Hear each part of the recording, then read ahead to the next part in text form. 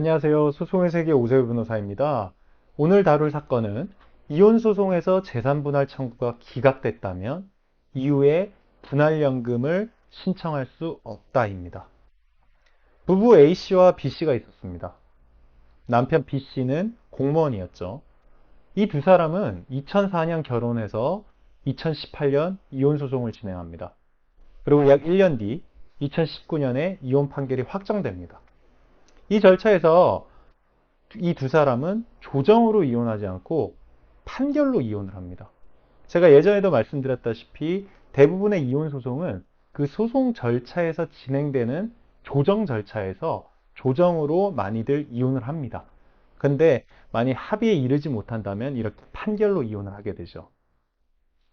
이 이혼 소송에서 아내 A씨는 재산분할 청구를 합니다. 즉 공무원 퇴직연금도 지금 분할을 해달라. 나한테 일시금으로 지급해달라고 합니다. 공무원 퇴직연금은 이후에 퇴직을 해야 받을 수 있는 거죠. 그런데 미리 나한테 일시금으로 정산해서 지급해달라는 청구를 합니다. 그런데 이혼 당시 남편 B씨의 순재산은 마이너스 469만 원이었습니다. 즉 자산보다 부채가 많은 채무 초과 상태였죠. 그래서 법원은 그 아내 A씨의 재산분할 청구를 기각합니다. 그래서 아내가 패소하게 되죠. 그런데 이혼 이후에 아내 A씨는 공무원연금공단에 분할연금을 청구를 합니다. 그러자 공무원연금공단은 이를 수락하죠. 승인을 합니다. 그러자 남편 B씨가 공무원연금공단을 상대로 행정소송을 제기합니다.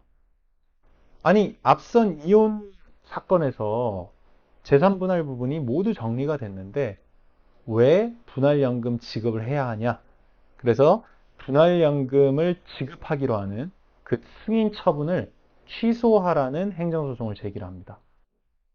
법원은 남편 B씨의 승소로 판결합니다. 법원은 그 근거를 이렇게 밝힙니다. 앞선 이혼소송에서 퇴직연금까지 모두 포함해서 이걸 반영해서 판결을 했다. 당시에 남편의 부채가 더 많아서 재산분할 청구가 기각이 됐다. 판결로 최종 확정되었기 때문에 이후 다시 아내가 분할연금 청구권을 행사하는 것은 허용될 수 없다라고 합니다. 자, 실무상 국민연금과 공무원연금은 그 이혼소송에서 재산분할을 포함하지 않아도 됩니다.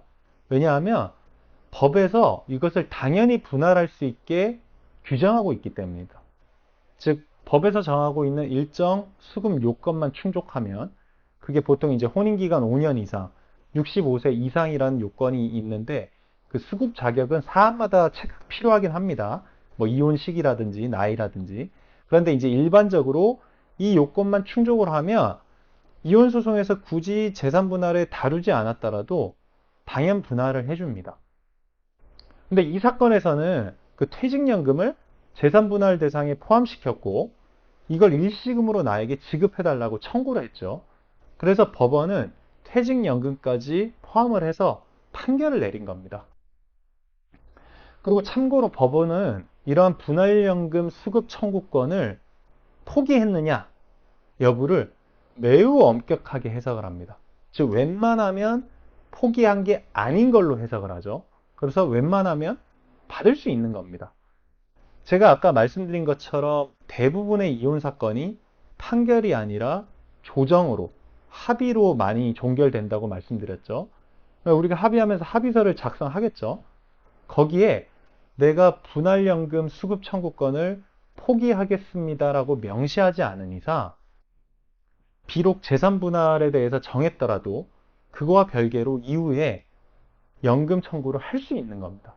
즉 명확하게 내가 포기하겠다라고 명시하지 않은 이상 연금 수급권은 법적인 권리로서 인정이 되는 겁니다.